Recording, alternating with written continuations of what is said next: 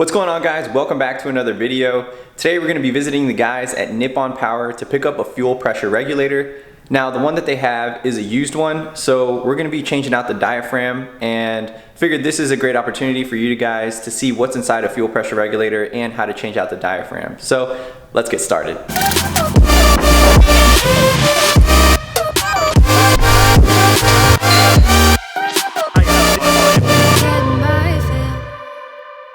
Darling, you send me. I know you send me. Darling, you send me. I know you send me. Darling, you. Hey, welcome to Nippon Power.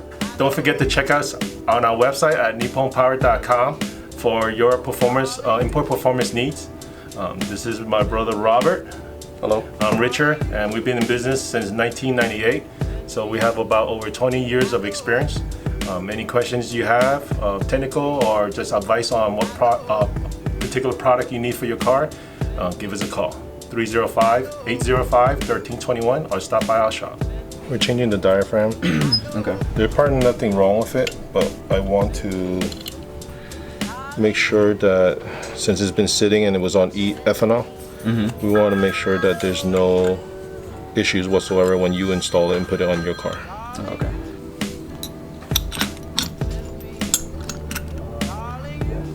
Make sure everything goes back in place. Everything's clean. No corrosion. Everything's good.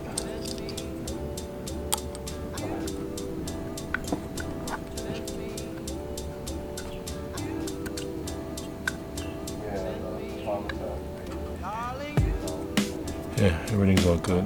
We'll change it out anyway. Okay. Yeah. Rubber's still good. There's no cracks.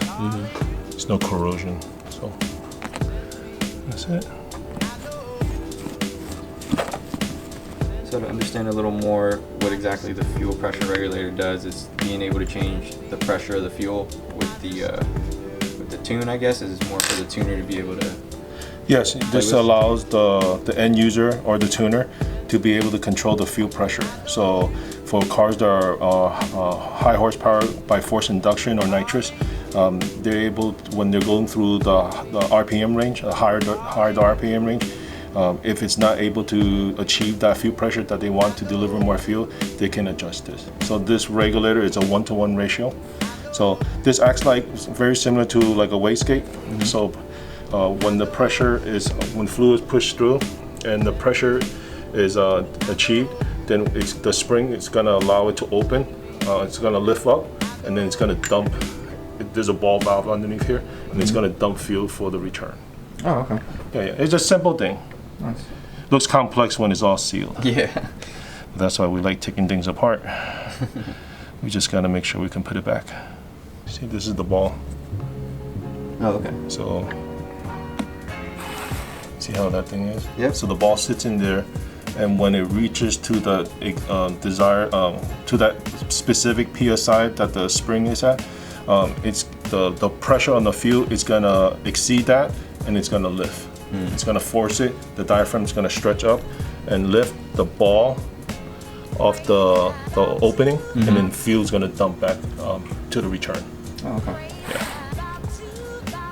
So that goes here.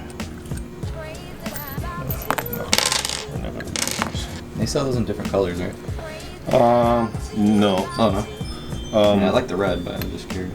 The red is a specific model number. Oh, okay. And then the red black, the red silver is the -6, the 13109, and then their -10 one is the red and black. Now I gotta put this back without struggling.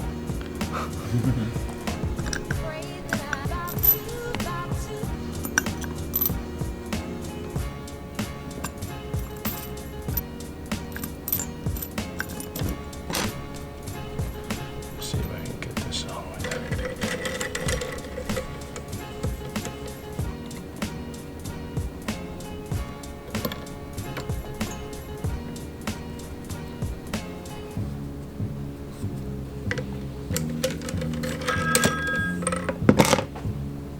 they're able to catch a thread. So I just want to make sure when I tighten it down, the diaphragm doesn't get pinched. Okay. So that's it, and after that, we're done. So the top piece will just sandwich the lip of the diaphragm, and it keeps it in place. Okay. And just tighten it snug. You don't want to over tighten, right? Well, we'll tighten it so that it's nice and tight. Okay. We don't want fuel to leak. Right. That's it. We're done. Nice. Brand new. Alright guys, so as you can see in the video, the install is pretty easy and the purpose of the fuel pressure regulator is pretty basic. So if you guys have any questions, leave them in the comments down below. Thank you so much for watching. If you enjoyed this video, make sure to give it a thumbs up, subscribe if you haven't already, and see you guys on the next one. Thanks.